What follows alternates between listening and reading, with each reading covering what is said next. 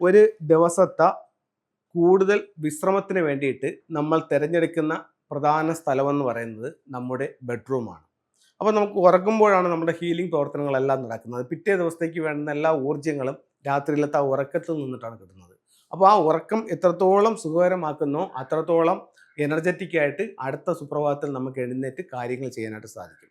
അപ്പോൾ നമ്മുടെ ആ ബെഡ്റൂം ആ രീതിയിലുള്ളൊരു ബെഡ്റൂം ആക്കി തീർക്കുകയാണെങ്കിൽ ഒരുപാട് ഗുണങ്ങൾ നമുക്കുണ്ടാവും. അതിനെ നമുക്ക് എങ്ങനെ ചെയ്യാം, എന്തൊക്കെ ചെയ്യാം എന്നുള്ളതാണ്. അപ്പോൾ നമുക്കൊരു ബെഡ്റൂമിലേക്ക് തന്നെ പോവാം. ജസ്റ്റ് ഒരു ബെഡ്റൂം നമുക്കെടുക്കാം. ഈ ഒരു ബെഡ്റൂം എടുക്കുകയാണ്. ഒരു വീടിന് 8 ദിക്കുകളുണ്ടെന്ന് പറയുന്നത് പോലെ ഒരു റൂമിനും 8 ദിക്കുകളുണ്ട്. ഒരു മൊബൈൽ ഒരു സ്ഥലത്ത് വെച്ച് കഴിഞ്ഞാൽ അതിനെ നമുക്ക് 8 ദിക്കുകൾ മനസ്സിലാക്കാനായിട്ട് സാധിക്കും. 8 ദിക്കുകളും ഞാൻ അതിനകത്ത് മാർക്ക് ചെയ്തിട്ടുണ്ട്. മുകളിൽ സൗത്ത്, ഈ ഭാഗത്ത് തെക്ക് പടിഞ്ഞാറ് സൗത്ത് വെസ്റ്റ്, ഇവിടെ പടിഞ്ഞാറ് വെസ്റ്റ്, ഇവിടെ വടക്ക് പടിഞ്ഞാറ് നോർത്ത് വെസ്റ്റ്, ഇത് വടക്ക് നോർത്ത്, ഇത് നോർത്ത് ഈസ്റ്റ് ഈശാന കോണ്, ഇത് ഈസ്റ്റ് കിഴക്ക് ഭാഗം, ഇത് സൗത്ത് ഈസ്റ്റ് തെക്ക് കിഴക്കേ മൂല. ഒരു ബെഡ്റൂമാണ്. ഈ ബെഡ്റൂമിന്റെ വാതിൽ എവിടെ ആയിരിക്കണം എന്നുള്ളതാണ്. ഈ ബെഡ്റൂമിന്റെ വാതിൽ അതിന്റെ ഉച്ചത്തിലായിരിക്കണം. തെക്ക് പടിഞ്ഞാറാണെങ്കിൽ ഉറപ്പായിട്ടും നമുക്ക് വടക്ക് കിഴക്ക് ഭാഗത്ത് ഇവിടെയോ അല്ലെങ്കിൽ ഇവിടെയോ നമുക്ക് ബെഡ്റൂമിന്റെ വാതിൽ കൊടുക്കാം.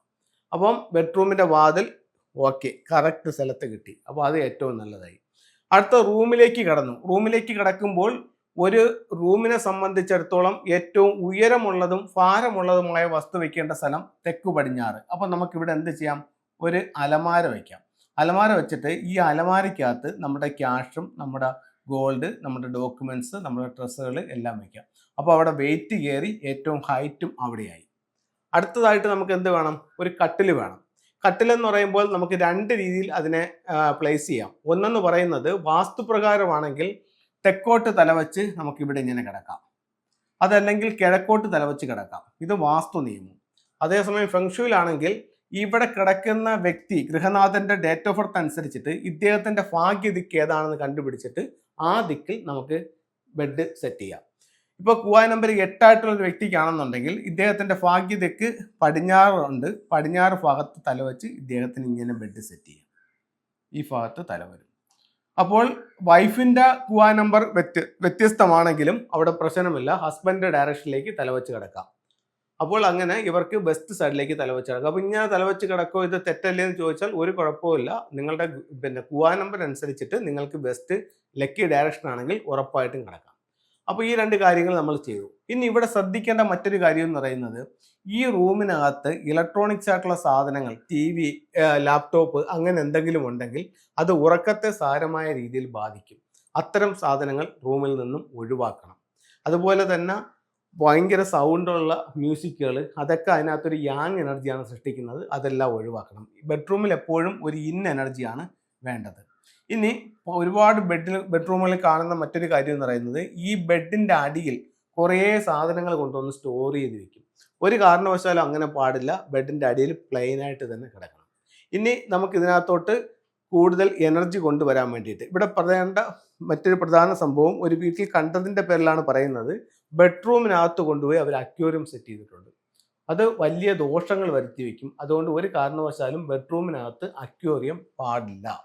ഇനി നമുക്ക് ഇവിടെ വെക്കാവുന്ന പോസിറ്റീവ് ആയിട്ടുള്ള സിമ്പിൾസ്, ബെഡ്റൂമിന്റെ തെക്ക് പടിഞ്ഞാറ് ഭാഗത്ത് നമുക്ക് ഇവിടെ ഒരു മിസ്റ്റിക് നോട്ടിന്റെ സിമ്പിൾസ് വെക്കാം. കുടുംബത്തിൽ ഭാര്യയും ഭർത്താവും തങ്ങളുടെ ഒരു ഐക്യത്തിൽ വരാൻ വേണ്ടിയിട്ട്. അതുപോലെ തന്നെ ഈ ഭാഗത്ത് നമുക്ക് വേണമെങ്കിൽ എന്ത് ചെയ്യാം? ഒരു ഡബിൾ ഹാപ്പിനെസിന്റെ സിമ്പിൾസ് വെക്കാം. അപ്പോൾ ഇവിടെ കുടുംബത്തിന്റെ ഐക്യവും ഇവിടെ സന്തോഷത്തിനും വേണ്ടിയിട്ട് 2 സിമ്പിൾസ് കൊടുത്തു. ഇനി ഇവർ തങ്ങളിലൊരു ഐക്യം ഉണ്ടാവാൻ വേണ്ടിയിട്ട് ഇവർ കിടക്കുന്ന ബെഡിന്റെ അടിയിൽ നമുക്ക് എന്ത് ചെയ്യാൻ പറ്റും? ഈ പറയുന്ന മിസ്റ്റിക് നോട്ടിന്റെ സിമ്പിൾസ് ഇതിന്റെ അടിയിൽ ഇട്ട് കിടക്കാൻ പറ്റും. അപ്പോൾ ബെഡിന്റെ അടിയിൽ മിസ്റ്റിക് നോട്ടിന്റെ സിമ്പിൾസ് ഇട്ട് കിടക്കാം. ഇനി ഇതിനകത്തുള്ള നെഗറ്റീവ് എനർജി വലിച്ചെടുക്കാനും എപ്പോഴും ഒരു പോസിറ്റീവ് എനർജി ക്രിയേറ്റ് ചെയ്യാനും വേണ്ടിയിട്ട് നമുക്ക് ഒരു ക്ലസ്റ്റർ ഇവിടെ കൊണ്ടുവന്ന് സൂക്ഷിക്കാം. അപ്പോൾ ഈ ക്ലസ്റ്റർ കന്നിമൂല ഭാഗത്ത് ഇങ്ങനെ ഇരിക്കും. അപ്പോൾ ക്ലസ്റ്റർ കൊണ്ട് ഉപയോഗമുണ്ട്. ഇനി ഇവരുടെ 2 പേരുടെയും കൂടെ കുവായ നമ്പർ നോക്കിയിട്ട് ഇവരുടെ അനിമൽസ് നോക്കിയിട്ട് വരുമ്പോൾ ഇവർക്ക് 2 പേർക്കും സ്റ്റാറുകൾ കുറവാണെന്നുണ്ടെങ്കിൽ ഈ വൈഫ് കിടക്കുന്ന കാൽപാദത്തിന്റെ സൈഡിലായിട്ട് കട്ടിലിൽ നമുക്ക് അമത്തിസ്റ്റിന്റെ സ്റ്റോൺ ഹാങ് ചെയ്തിടാം. അമത്തിസ്റ്റിന്റെ സ്റ്റോൺ ഇവിടെ ഇങ്ങനെ ഹാങ് ചെയ്തിടാം. അത് ഇവർ തങ്ങളിലുള്ള ദോഷങ്ങൾ കുറയ്ക്കാനും സ്റ്റാറിന്റെ ഐക്യം കൂട്ടാനും നല്ലൊരു ടൂളായിട്ട് കണക്കാക്കുന്നുണ്ട്. അതുപോലെ നമ്മൾ ശ്രദ്ധിക്കേണ്ടതെന്ന് പറഞ്ഞാൽ ഈ ബെഡ് ഇട്ടിരിക്കുന്നതിൻ്റെ ബാക്കിൽ ഇവിടെ ഒരിക്കലും ഒരു ടോയ്ലറ്റ് വരാൻ പാടില്ല. അവിടെ ഒരു ടോയ്ലറ്റ് പാടില്ല. ബെഡ് എപ്പോഴും ഒരു സ്ട്രോങ് ആയിട്ടുള്ള ഭിത്തിയുടെ സപ്പോർട്ടിങ്ങിനോട് കൂടിയായിരിക്കണം ഇവിടെ കിടക്കുന്നത്. അപ്പം ഈ രീതിയിൽ നമുക്കൊരു ബെഡ്റൂമിനെ സെറ്റ് ചെയ്യാനായിട്ട് പറ്റും.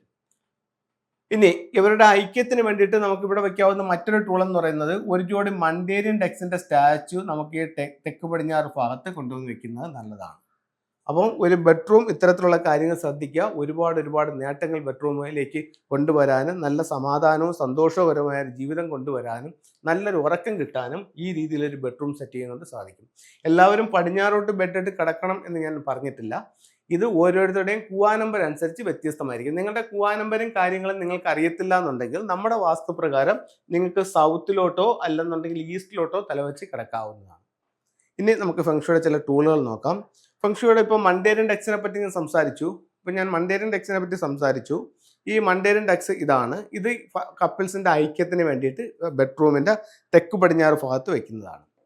ഇനി സമ്പത്തിന് വേണ്ടിയിട്ട് എന്ത് വെക്കാന്ന് വെച്ച് കഴിഞ്ഞാൽ ഒരുപാട് ടൂളുണ്ട്. ഇത് സ്വീകരണ മുറിയുടെ സൗത്ത് ഈസ്റ്റ് ഭാഗത്ത് വെക്കാവുന്നതാണ്. വെൽത്ത് ഷിപ്പ് എന്ന് പറഞ്ഞിട്ട് മറ്റൊരു ടൂളാണ്. ഇത് സാമ്പത്തിക അഭിവൃദ്ധിക്ക് വേണ്ടിയിട്ട് നിങ്ങളുടെ ലിവിംഗ് റൂമിന്റെ സൗത്ത് ഈസ്റ്റ് ഭാഗത്ത് വെക്കാം. അമത്തിസ്റ്റ് എന്ന് പറഞ്ഞൊരു സ്റ്റോണിന്റെ കാര്യം പറഞ്ഞു. ഇതാണ് അമത്തിസ്റ്റിന്റെ മാലയാണ്. അപ്പൊ ഇതിന്റെ ചെറിയ സ്റ്റോൺ ഉണ്ട്, അത് വാങ്ങിച്ചിട്ടാണ് ഈ ബെഡിന്റെ അടിവശത്ത് കെട്ടി ഇടാനായിട്ട് പറഞ്ഞത്. അപ്പോൾ ഇത്തരത്തിലുള്ള ഓരോ ടൂളുകളും വലിയ റിസൾട്ടുകൾ നമ്മുടെ ജീവിതത്തിലേക്ക് കൊണ്ടുവരും. എല്ലാവർക്കും എല്ലാ ഐശ്വര്യങ്ങളും ഉണ്ടാവട്ടെ എന്ന് പ്രാർത്ഥിച്ചുകൊണ്ട് നിർത്തുന്നു. നന്ദി, നമസ്തേ.